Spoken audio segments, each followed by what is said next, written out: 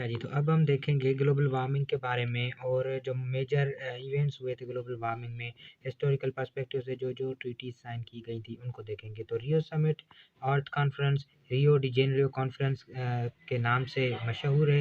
ये 3 से 14 जून 1992 में हुई थी और इसमें कौन से इवेंट्स हुए थे? यूनाइटेड नेशन कॉन्फ्रेंस बुलाई गई थी यहाँ पे 1992 में।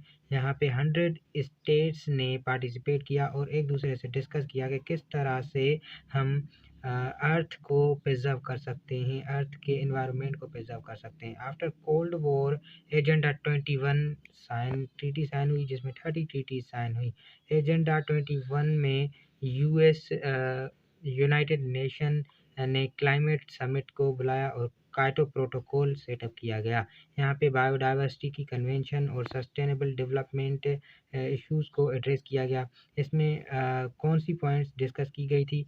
टॉक्सिक मटेरियल को बैन किया गया था, अल्टरनेटिव सोर्स ऑफ एनर्जी और व्हीकल के एमिशंस को कम करना, limited use of water, no factories in urban areas, जहाँ पे लोग रह रहे हैं वहाँ पे फैक्ट्रीज नहीं लगानी, और डोंट वेस्ट कल्चरल हेरिटेज। तो ये सारी पॉइंट्स इन ट्रीटीज़ में डिस्कस की गई थी। उसके अलावा दूसरी समिट आई जिसका नाम है COP26 समिट।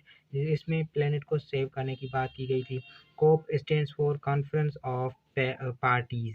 तो इस तरह से COP समिट को साइन किया गया था। 197 पार्टीज ने UN क्लाइमेट ट्रीटी को पास किया। ये ग्लासगो में हुई थी और 2015 में पेरिस एग्रीमेंट हुई जो कि रिसेंटली एग्रीमेंट थी। उसमें कौन सी कंडीशनलिटी रखी गई कि अर्थ के टेम्परेचर को लिमिट रखना है, 1.5 सेंटीग्रेड से ज़्यादा बढ़ने नहीं देना, because if it exceeds more than 1.5 centigrade then it will be difficult to revive the temperature, recover करना मुश्किल हो जाएगा। इसमें एमिशंस को 1% से कट करना है 2030 तक और ज़ीरो एमिशंस 2050 तक अचीव करना है। चाइना सबसे बड़ा एमिटर है और उसमें उसके बाद इंडिया आ जाता है। अब इसके काजेज़ कौन से थे? Shortage of money to fund. अब ये फेल हो गई थी, ये खास इसने कोई अचीवमेंट्स नहीं दिखाई बिकॉज फंड्स नहीं थे, पार्टिसिपेट नहीं कर रहे थे मेजर कंट्रीज़। इसमें adaptation for renewable energy, carbon market को चेंज करने के लिए, protect the nature, carbon capture technology को यूटिलाइज करने के लिए और मीथेन को रिड्यूस करने के लिए एंड कोल को कम यूज़ करने के लिए बात की गई थी।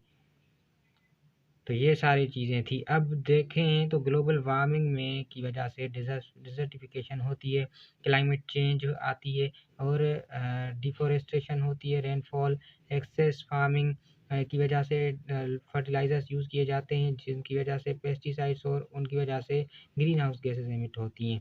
ओवर पॉपुलेशन की वजह से भी ग्लोबल वार्मिंग हो सकती है और एनिमल ग्रेजिंग, क्लाइमेट चेंज हो सकती है, soil pollution and acidic rain हो सकती है। ये इसके रीजन से इम्पैक्ट कौन से? टेम्परेचर राइज होगा तो डिज़र्टिफिकेशन होगी, टेम्परेचर राइज होगा तो वाइल्ड फायर होगी जिसकी वजह से डिज़र्टिफिकेशन, ड्राउट्स, क्रॉप्स नहीं होंगे तो शॉर्टेज ऑफ फूड होगी and poverty, decrease crops results in economical collapse, hunger होगी, स्टारवेशन, डिजीजेस एंड फ्लड्स आएंगी और अर्बन माइग्रेशन होगी।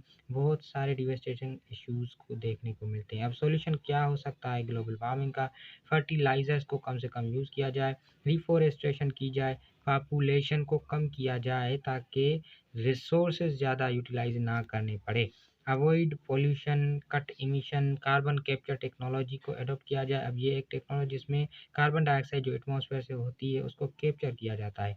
रिन्यूएबल एनर्जी को अडॉप्ट किया जाए जैसे सोलर, विंड और इस तरह से। अब बिल गेट अपने बुक क्लाइमेट चेंज के टॉपिक पे जो बिल गेट्स ने बुक लिखा है उसमें वो कहते हैं कि इनोवेशन को, इनोवेटिव या रिन्यूएबल एनर्जी की डिमांड को एक्सेलरेट किया जाए, लोगों को कंपेयर किया जाए कि वो इलेक्ट्रिक व्हीकल्स यूज़ करें और सोलर एंड विंड एनर्जी की तरफ टिल्ट हो जाएं। तो उनका मानना ये है इंडिविजुअल्स को एंगेजमेंट करें ख़ास तौर पे। एंड अब उसके अलावा सॉल्यूशन में आ जाता है सोलर जियो इंजीनियरिंग।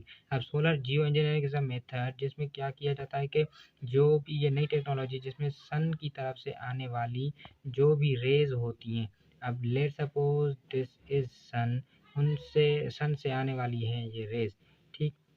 अर्थ के environment, let's suppose this is earth, earth के एनवायरनमेंट में ऊपर एक ऐसी चादर बिछाई जाए मॉलिक्यूल्स की जिनको वो सोलर रेडिएशंस लग के वापस एटमॉस्फेयर में चले जाएं और वो हीट अंदर एनवायरनमेंट में ना आए। इसको सोलर जियो इंजीनियरिंग कहते हैं।